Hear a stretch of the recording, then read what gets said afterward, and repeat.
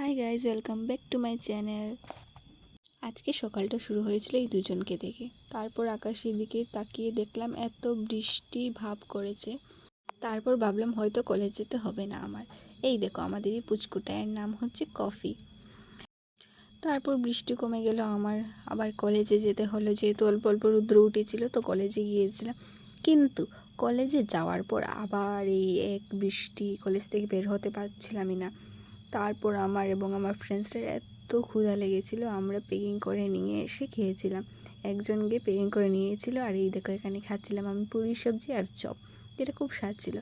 তারপর বাড়িতে চলে আসলাম। বাড়িতে এসে একটু ক্ষুধা লেগেছিলো, তাই মাকে বলেছিলাম কিছু দেওয়ার জন্য। তো মা আমাকেই মাছের ডিম দিয়ে দেয়।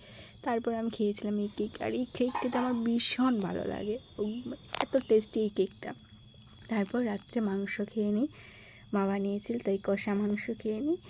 আর এখন তোমরাও একটা লাইক, কমেন্ট এবং সাবস্ক্রাইব করে যেতে ভুলবে না। টাটা।